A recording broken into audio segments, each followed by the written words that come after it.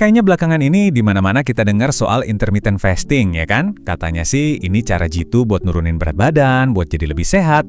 Tapi apa benar begitu menurut sains? Ini cuma tren sesaat atau emang ada bukti kuat di baliknya? Yuk kita bedah bareng-bareng. Nah, ini nih pertanyaan utamanya. Di sini kita nggak bakal bahas soal hype-nya, kita mau langsung gali ke bukti-bukti medisnya. Kita mau coba ngerti apa sih yang sebenarnya terjadi di dalam tubuh kita waktu kita sengaja berhenti makan untuk sementara. Oke, ini dia peta perjalanan kita hari ini. Kita bakal mulai dari manfaat yang paling sering kita dengar, terus kita lanjut ke penemuan-penemuan yang, jujur cukup mengejutkan. Mulai dari berat badan, gula darah, sampai kesehatan otak, kita bakal kupas semuanya satu persatu. Yuk, kita mulai dari alasan paling umum kenapa orang-orang nyobain puasa. Ya apalagi kalau bukan buat nurunin berat badan. Tapi ternyata ceritanya tuh jauh lebih dalam dari sekedar angka yang kelihatan di timbangan. Dan ini bukan cuma omongan dari blog kesehatan ya. Jurnal-jurnal medis sekelas New England Journal of Medicine itu nunjukin kalau berbagai cara puasa, kalau kita lakuin dengan konsisten, itu benar-benar, dan saya ulangi, benar-benar berhasil nurunin berat badan secara signifikan. Signifikan itu seberapa sih? Gini deh, studi nunjukin ada penurunan konsisten sekitar 3-5% dari total berat badan, dan itu cuma dalam 12 minggu. Ini bukti nyata kalau ngatur kapan kita makan itu punya dampak yang luar biasa. Nah, tapi ini nih bagian yang paling penting. Puasa itu bukan cuma ngebakar lemak yang kelihatan di bawah kulit. Justru, yang paling keren, puasa itu terbukti sangat ampuh buat nargeting lemak visceral. Itu loh lemak jahat yang meluk organ-organ vital kita kayak jantung dan hati. Nah, ngurangin lemak inilah kunci utama buat nurunin risiko penyakit-penyakit serius. Oke, dari manfaat yang kelihatan di luar, sekarang kita pindah ke manfaat yang nggak kelihatan. Tapi, justru ini yang krusial banget buat kesehatan jangka panjang kita. Gimana caranya puasa bisa ngeriset metabolisme tubuh kita? Kalau kita makan dengan pola biasa, gula darah kita itu seringnya naik turun kayak roller coaster kan? Nah, dengan puasa, tubuh kita tuh dikasih jeda, nggak terus-terusan disiram insulin. Hasilnya, gula darah jadi jauh lebih stabil, dan tubuh kita jadi lebih peka lagi sama insulin. Keren kan? Terus, artinya apa buat kita?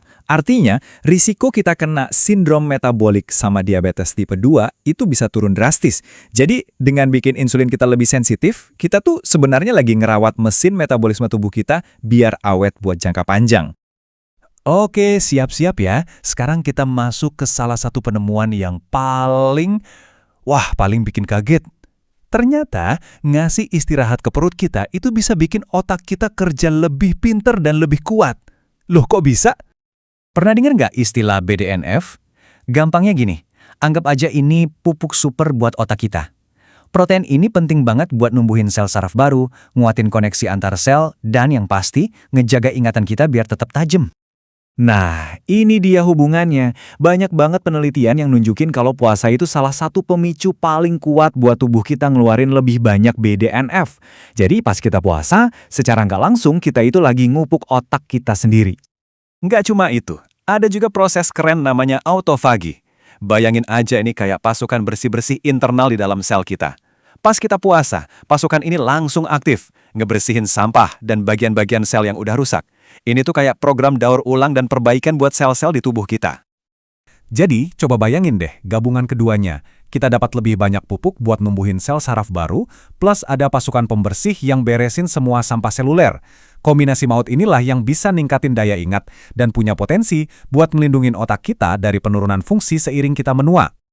Manfaat puasa nggak berhenti di situ loh. Yuk, kita lihat gimana jeda makan ini bisa juga memperkuat sistem pertahanan internal tubuh kita, terutama dengan cara meredakan peradangan. Penting banget nih buat kita ingat, peradangan kronis, walaupun tingkatnya rendah, itu adalah biang keladi dari banyak penyakit modern, mulai dari penyakit jantung sampai kondisi autoimun. Jadi, ngelola peradangan itu kunci banget buat kesehatan kita secara keseluruhan. Dan ini bukan cuma teori, buktinya bisa diukur. Penelitian itu nunjukin secara konsisten adanya penurunan penanda peradangan di dalam darah, contohnya C-reactive protein atau CRP.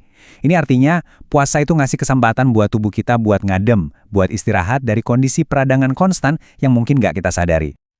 Nah, sekarang kita sampai di topik yang paling canggih, paling mutakhir, hubungan antara puasa dengan umur panjang dan proses penuaan yang sehat.